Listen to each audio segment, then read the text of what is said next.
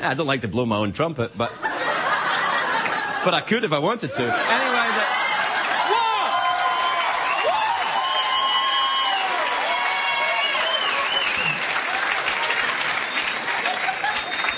you know, if sometimes these things just come out. Anyway, look, when I came to America,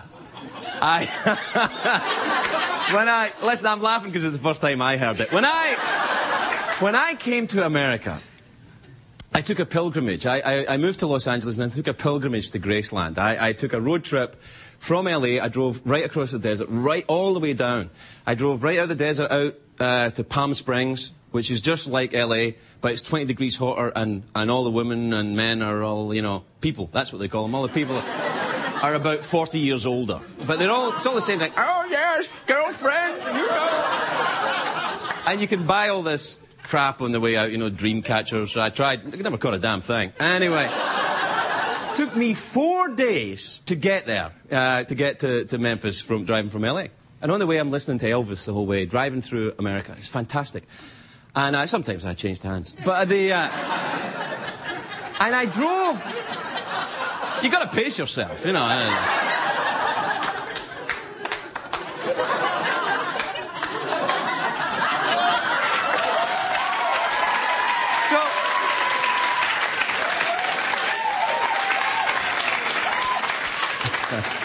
So I'm driving through Arkansas, and Arkansas was a huge surprise to me, because I don't know if I've seen a prettier place in my life. It is so beautiful.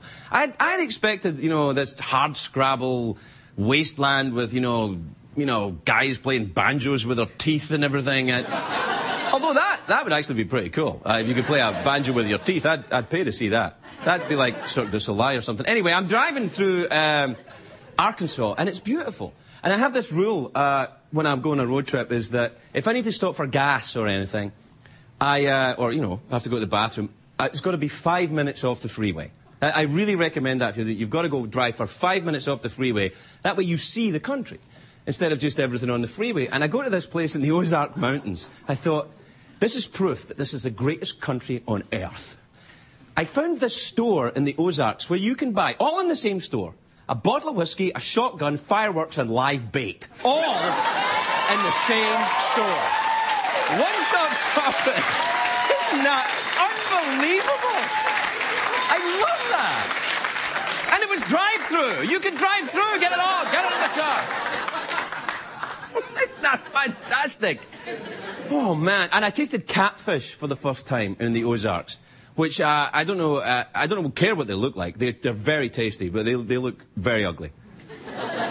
It's nature's way of kind of trying to scare you away. It's like, you know, I'm very ugly, don't eat me.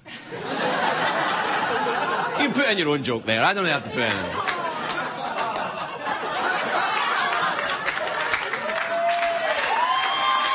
That's it.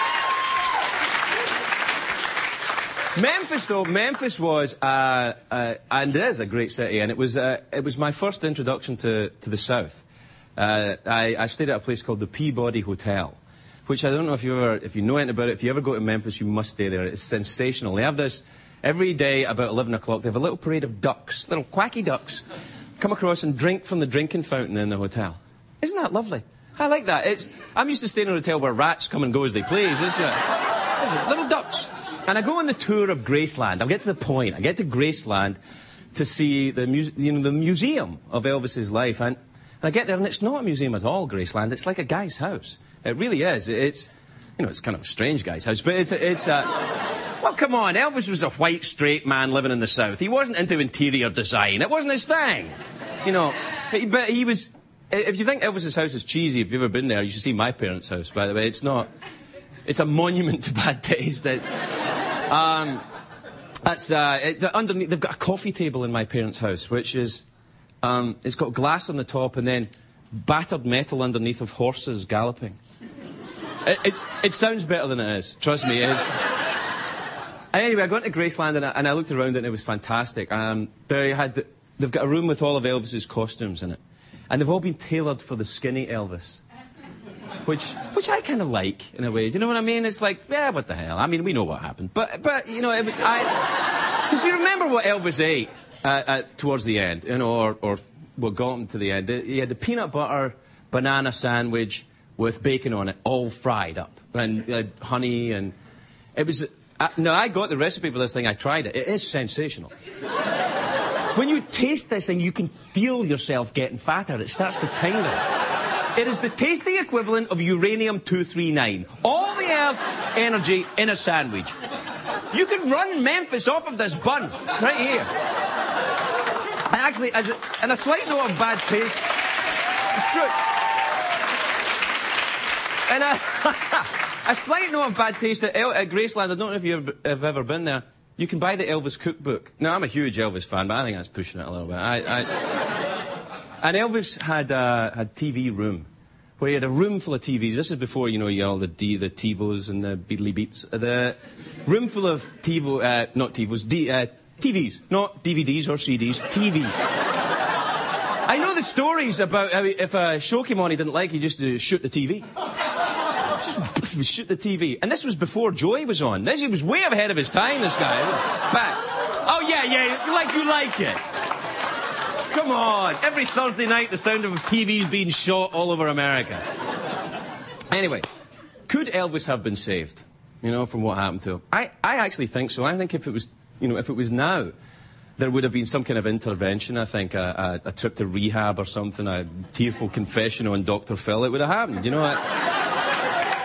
And Elvis, what would he be like if he was around now? If he, you know, he did meet with Nixon. That's well documented, the meet with Nixon, who, you know, fabulous guy. And he, fabulous if you're Chinese, not so much if you're American, but the, yeah, topical political satire. Elvis could easily have become the president of the United States, I think. That could have happened if he lived, you know, and the fried banana sandwiches at state dinners, and the national anthem would be much the same, except that, you know, land of the free and the home of the brave. Wherever you are, Elvis, in the 7-Eleven in Phoenix, or the Bennigans in Albuquerque, or the big jungle room in the sky, hail to the king, sir, you're sadly missed. Let's get on with the show.